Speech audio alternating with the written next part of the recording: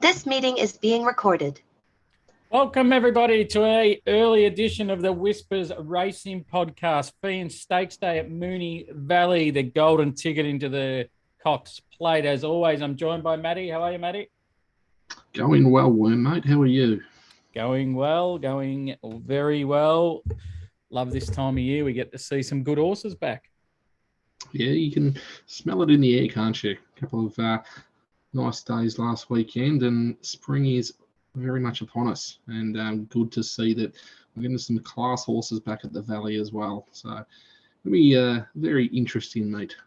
Yeah, definitely. It's going to be an interesting day due to the rail position, and we'll talk about the track stats and how we think it'll play. But yeah, could be interesting. Could be very interesting. Now, looking forward to seeing where we should be looking for the horses. I think it's going to be really important with the rail being in a true position. So, looking forward to seeing how you've assessed that, mate. How did you find last Saturday? Yeah, should have stuck to my guns and said it was learning day, and we should just put the gun in the holster and wait. But after a couple of beers deep, it got the better of me, and I came out swinging and shooting from the stars.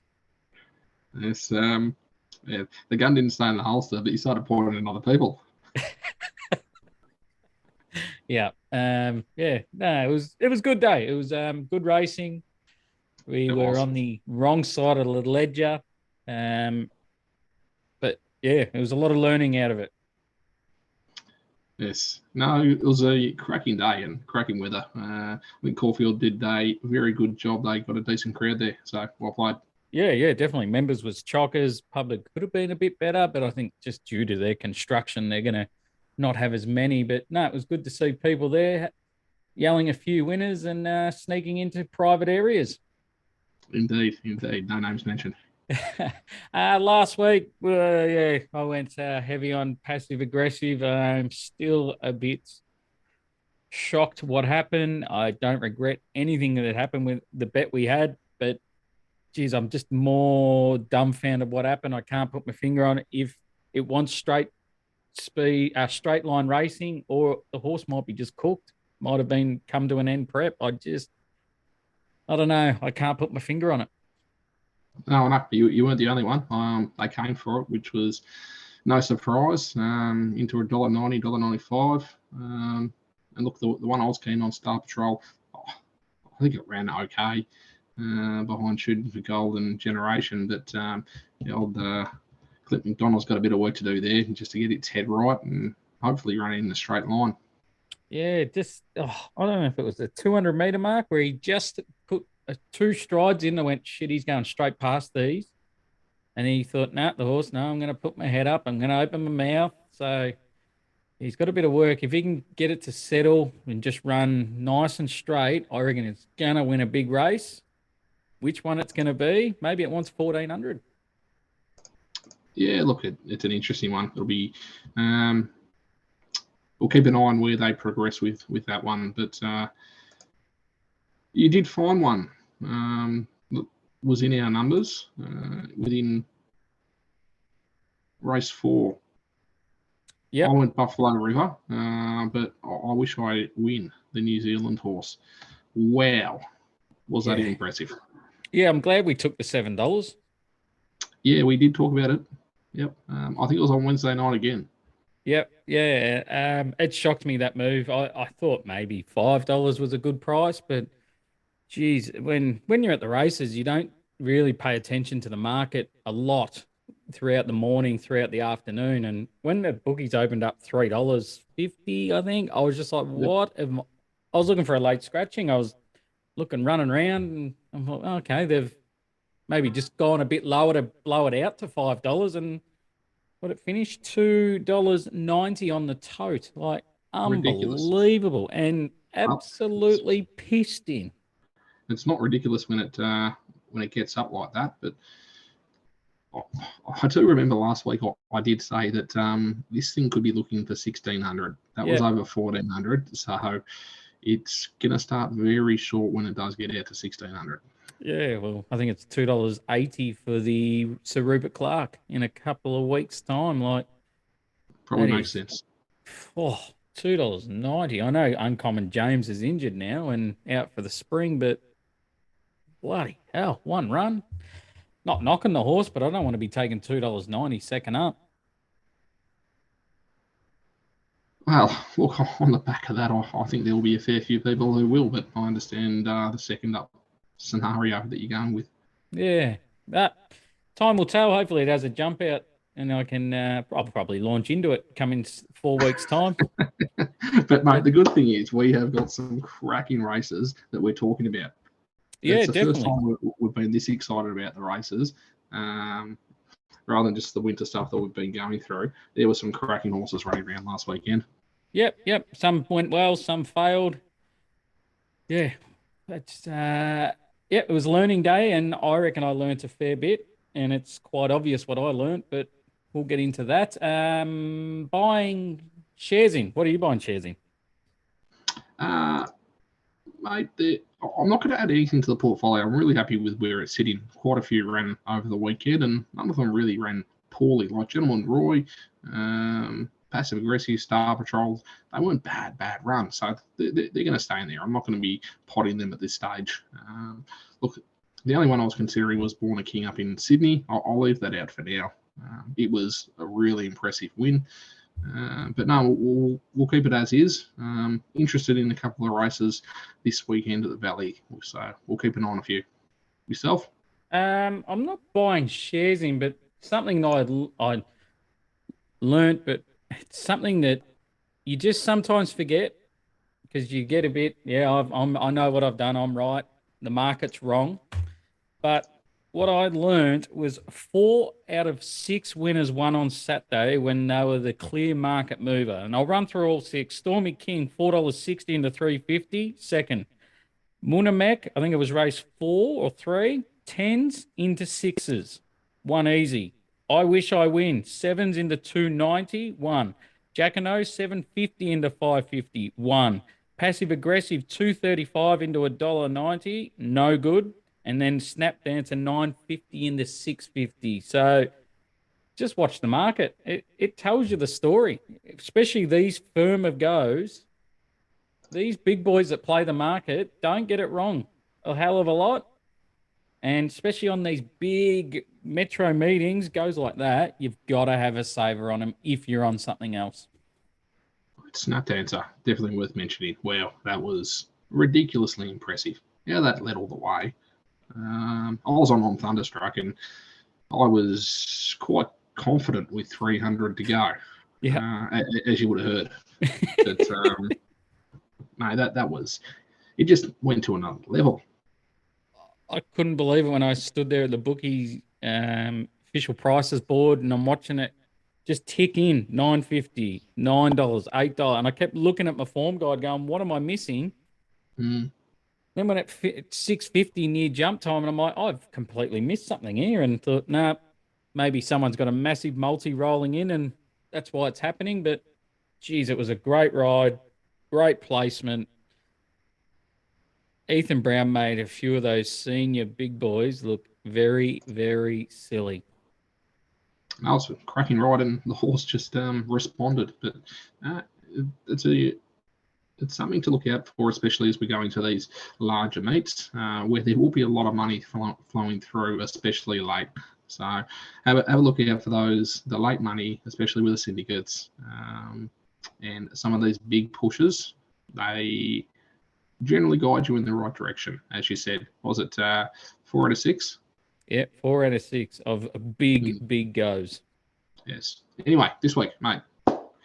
Well, it's a good lead in.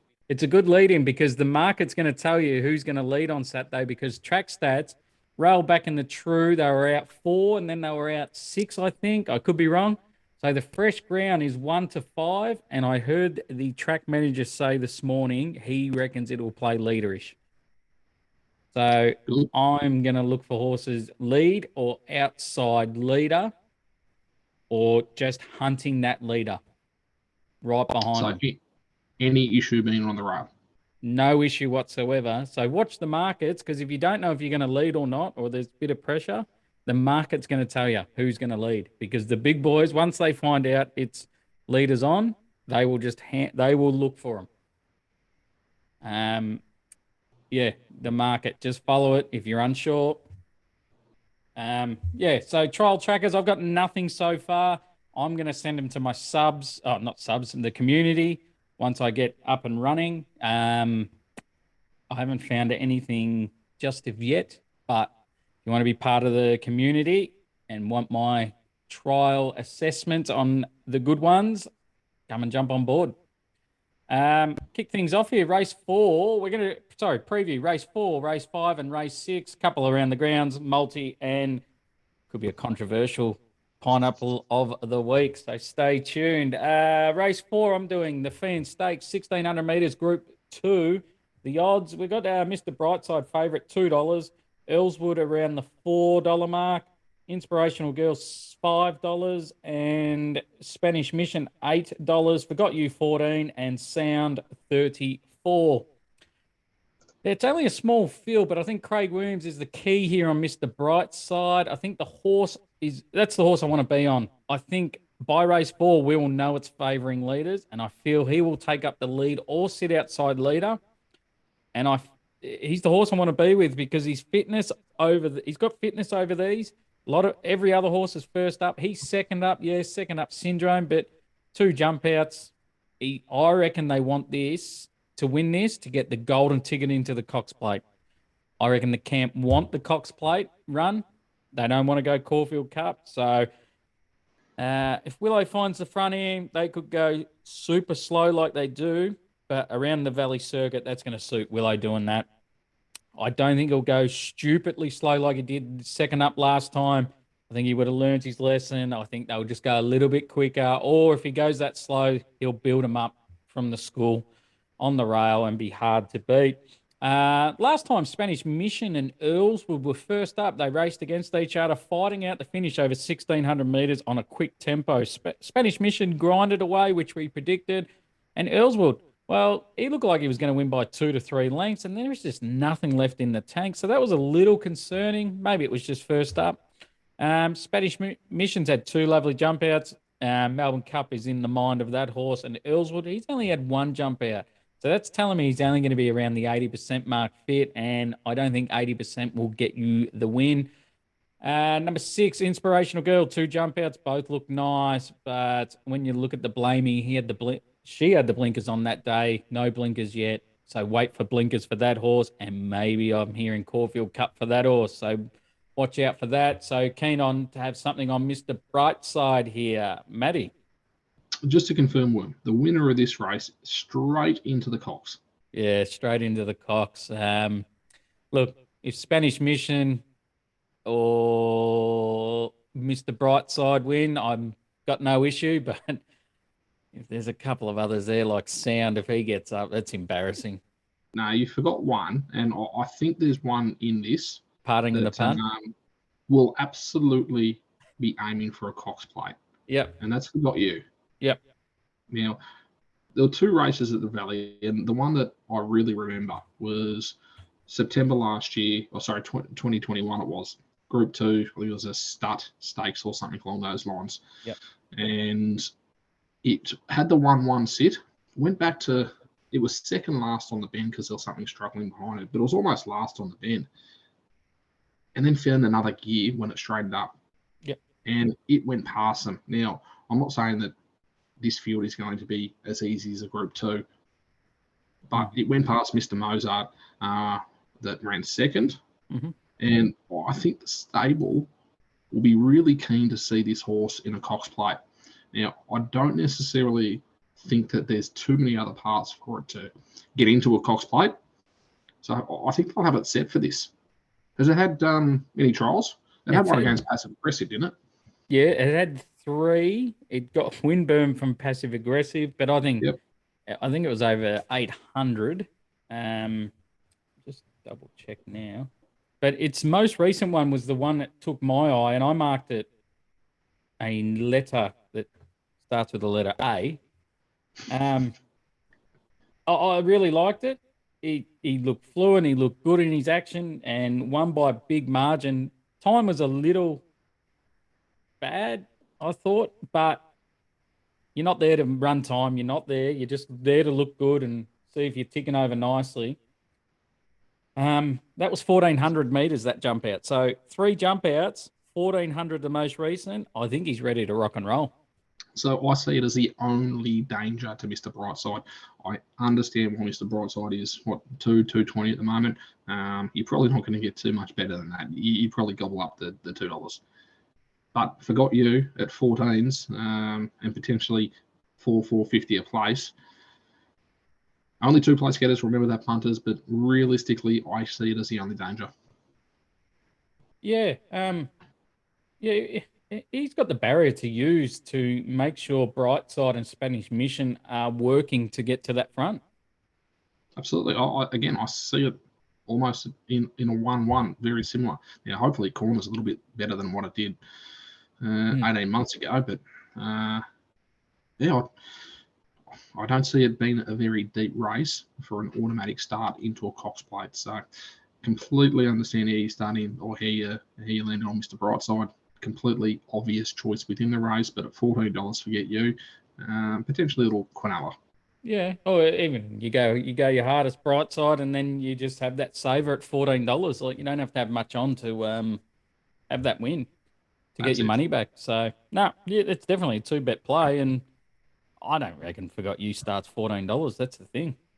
No, we are on Wednesday night, so I think there'll be a few savvy punters out there taking the 14s. Yeah, definitely not the worst bet. Race 5. We've got here the McEwen Stakes, 1,000 metres, Group 2. The odds, we've got the favourite here at around 230, Cool and Gatta. We've got In the Congo for 80, Zoo Style $7, Rock Fire $7, Away Game $7, Inferno $13, and Samillion $41. They might have left a 0 off Samillion, but that's a different story. One thing I noticed here, there's going to be a lot of pace up front, a lot of leaders here. Number 5, Away Game from barrier 1, and number 4, Zoo Style from barrier 3, and even number 3, Rockfire from barrier 4 can be very tactical here and make In the Congo and Cool and Gatta work from their outside barriers, which could set up a solid tempo. And we know from the 1,000 metres at the Valley, you're pretty much turning the whole way. So I'm going to look for horses on the rail here, and keen to play with number 5 here, Away Game. He's had 2 jump outs, or she's had 2 jump outs, and I've liked both of them. The blinkers are on, and they stay on for this. The 1,000 metres, I'm keen to find out, but it hasn't won over 1,000 metres, and you need to find 1,000-metre horses in this race. But because of the map, it's going to camp. I've mapped it camping right behind Zoo Style and In the Congo. Now, if that pans out the way it does, gap opens up, I think she can win. And the form around her last prep, Marabi and Snap Dancer. Now, they both read well. I just hope it gets a gap when straightening. And at $7, I'm keen to find out if the gap opens. I was really keen to find Rothfire here. I couldn't find a jump out for this. I've heard the trainer say he's ready to go. He's on a flight now down from Brisbane. So safe travels, Rothfire. So you're going to have to trust the trainer here and what he's saying. I really liked his last prep. He might be close to being back to his best, and I hope he is. Let's just see after this run, and he will tell us if this horse is worth following into the prep, because they're going to go Darley. They're going to go all the big sprints in Melbourne, Manicados, Moyers. So I think this is a race we try and learn what Rothfire does, but $7, he might be a ticket. Matty, anything else to add?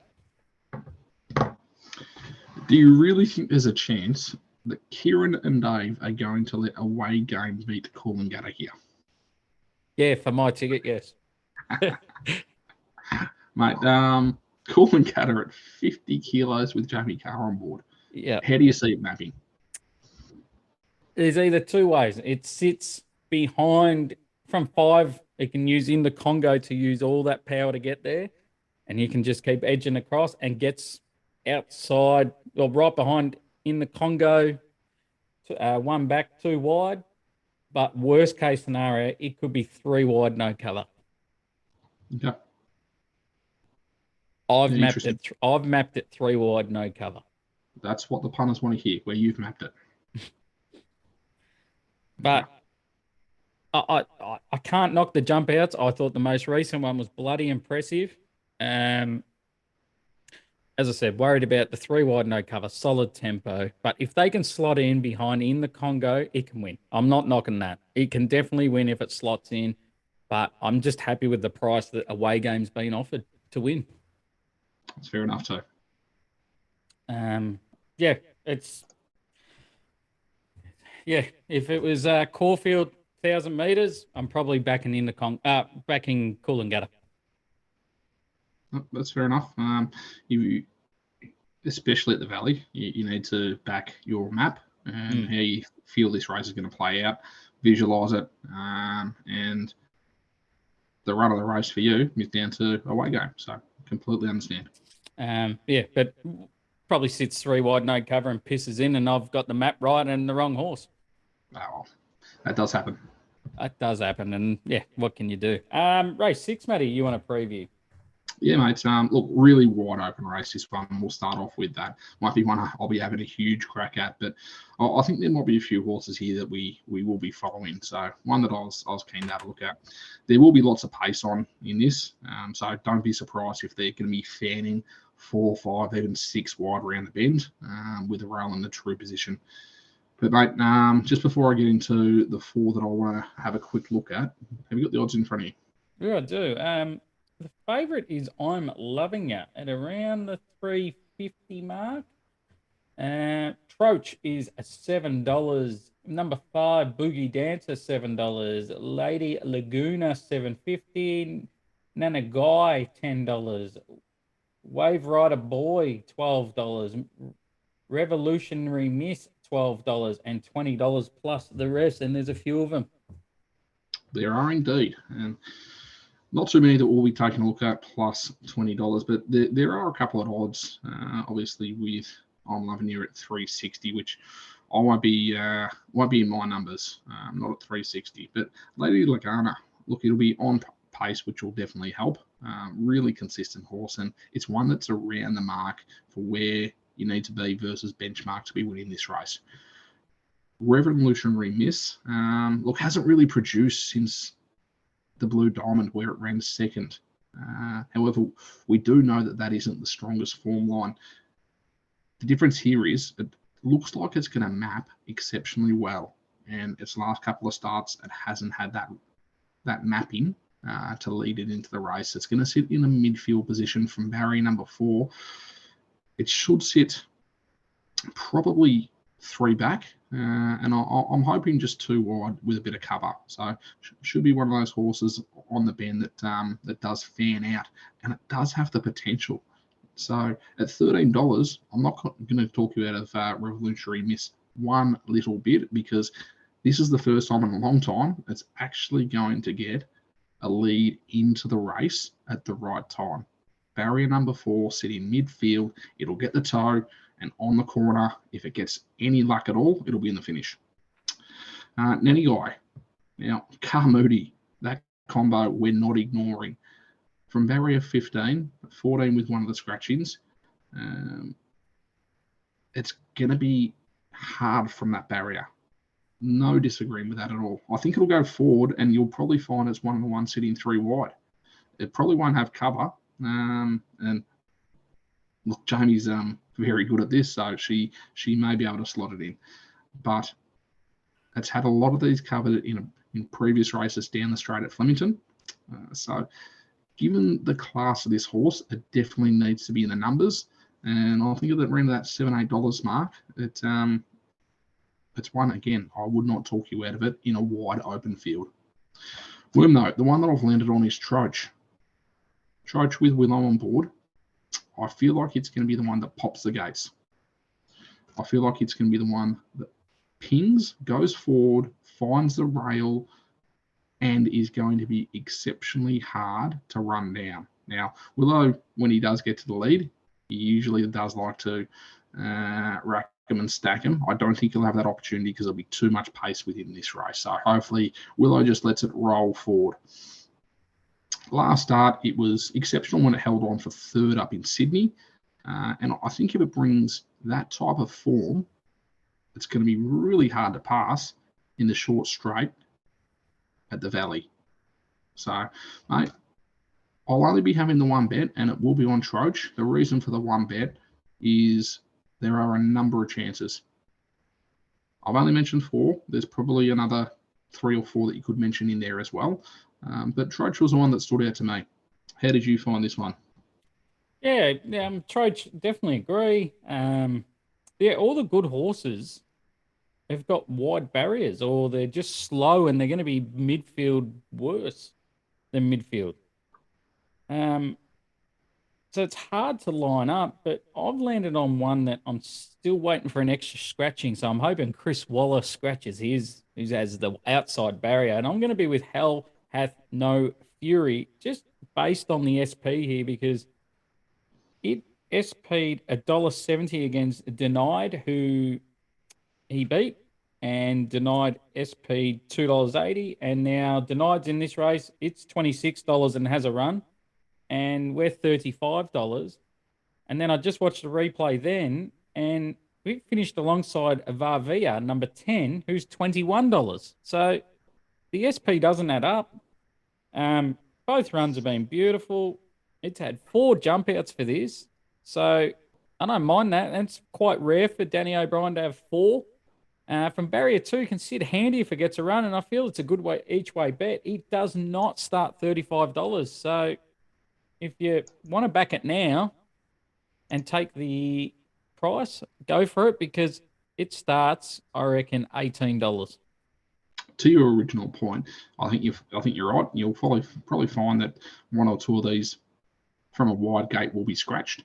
So I think if Danny does want to run it, and from barrier number 2, I don't know why he wouldn't. You're not going to get any better than $35. No, and it can sit behind him, and you can have a small ticket each way to find out. If it runs 4th, we get angry, but if it runs 3rd, it's $4 the place easily. I was thinking that might have been one of your trial trackers this week. No, I'm going to save it for the community. I'm just going to try and find one that no one else has found, but probably won't. But no, there's plenty to go through, and I've marked a few already that I haven't released. So, yeah, we'll go for there. Around the grounds, mate, you got any? I am going up north, up to Sydney, and we're sticking with the portfolio here. Race 5, Andermatt.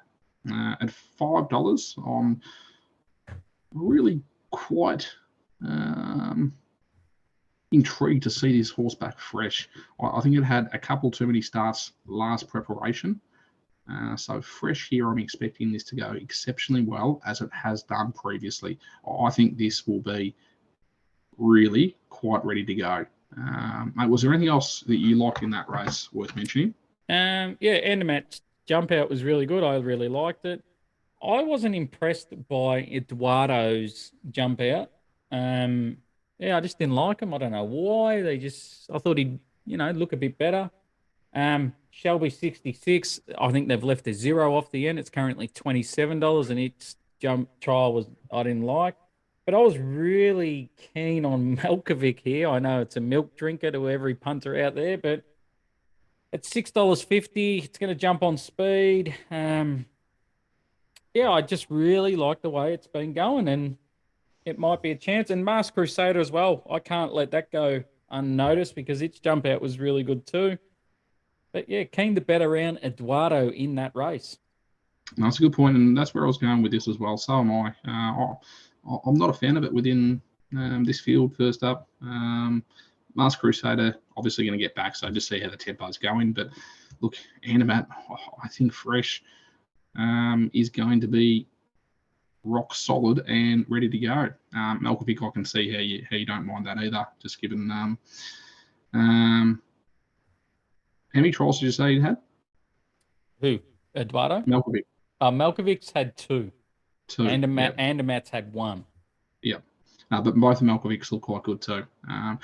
Mate, we'll jump to race 6, which was Crystal Pegasus. Now, again, within the portfolio, I'm not saying it's going to win this race. However, it's had 3 placings first up, generally over a similar distance as well. So for $5, I'm quite comfortable to be taking Crystal Pegasus, the place here, mate. What race was that in? I said 6, didn't I? Yeah. No, it's race. Let me have a look. Race 8. Race 8. Race 8, number 7. Yeah, 1,600. I'd be, 100% agree. It's definitely going to be your Black Booker. Keep an eye on it because I reckon the Bart Cummings might be its grand final to try and qualify for one of the big races. No, absolutely. Obviously, you got Montefilia. Benno had a great run last start. And Moonga. I don't think Moonga will go anywhere near as badly as what it did last start. So it's no moral for a place, but at $5, I'm quite comfortable to include it in a few multis. Tommy Berry jumps off Moonga to jump on Numerain, Annabelle Neesham as well. So that's a bit of a. Wonder if that's a bit of a clue. You reckon Tommy jumped off too? I reckon, yeah. I reckon he was kicked off. Oh, yote. I like it. How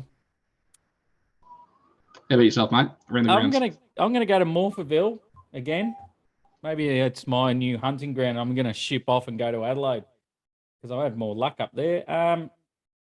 I'm gonna go with race 2, number 7, Shahirpa. It's a shocking name, but it's race 2, number 7. We'll go with that in Morfordville. First up for Saturday, I thought its first prep, it was unlucky. Should have won first start. The horse next to him had something go wrong with it and interfered with it slightly, and then looked like the saddle half slipped halfway down the straight. So second up, then the horse did a lot wrong, cost itself from finishing a lot closer to the winner. Now first up, Naz had one jump out, won by 18 lengths. Yes, I will say it, 18 lengths. I just like the way he moved and the action looked really well. From barrier 6, he can jump, lead, win. Now in the same race, here's a little Black Booker for you. Number 11, Pretty Reliable. It was huge watch last start, and I'd keep an eye on this horse for the 1,000 Guineas or VRC Oaks. It's not in the market. This horse is by a reliable man, and it rocketed home over 1,200 metres on a hot tempo, running some great 200-metre splits. Back 100 metres for this race. I can't see it winning just because it's by a reliable man. It's not in any market, but I suspect we will see it come in the coming days. I might have put a little request in. So maybe wait, put it in your Black Booker, but definitely watch it on Saturday because if it does win, it's going in markets and it could be around the $20 mark. That's race 2, number 11, Pretty Reliable. But we're going to be back in race 2, number 7. Not going to mention its name. It's too hard. Jumps, leads, wins. Multi-time. There wasn't too many vowels in that name, was there? If you have too many more winners over in South Australia, your new nickname is going to be the Pie Floater. I might try and get a kick for Adelaide if I go over there. All right, mate. Multi-time. Do you want me to kick off? Yeah, you kick off. All right, Andermatt Place. I do like it. So we're going to be including Andermatt. I think it's a good thing to be running a place.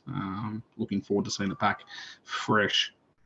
Melbourne Demons to cover the line, which is at 11.5 at the moment. So that will be my 2 inclusions this week, mate. Yourself? I'm going to go with Geelong. I think they beat Collingwood and Mr. Brightside the win. So it's only a small multi, $8.50. This could be the one that sets us off to bigger and better things in Las Vegas for the end of season podcast trip. Won't be inviting anyone from Glen Waverley, that's for sure. Pineapple of the week, Maddie, what are we doing? Well, to your point earlier, a little bit controversial. I was very tempted to put in Mr. Brightside in there, but I have landed on Coolangatta. Now, I completely understand that you found a different way to go with away game, but Jamie Carr on board, coming from barrier 5 with 50 kilos, I see just towing in one wide, one back, just in that 1-1 position, and Jamie's going to hit go whenever she wants to. Yeah. So for me, Coolangatta is my lock for the week. Yep. Nah, that's the best thing about this sport. It's an opinion based. You're not always going to align, but I know I did go head to head with you last time and I beat you. So I'm happy to take a 2-0 victory on that one. That's all we got for this week, guys. Hopefully we return back to Thursday night next week. Hopefully you got something out of it. Hopefully you fill your pockets up. More importantly, we hope we fill your pockets up because we didn't do it last week, but we're going to do it this week for you. So we've got our little mate to finish us off. Hope we have a good weekend. Hope you have a good weekend too, Matty. And yeah, we'll touch base next week for Flemington, I reckon. Sounds good. Get you up, mate. Giddy up. I'm not a good person, but it just goes to show that good things do happen to bad people. So anyone out there who's up against the wall, fucking stick to it. Every cent you got, your rent, your electricity bill, if you're going to buy your missus a ring, don't fucking do it. Keep punting. Keep fucking punting.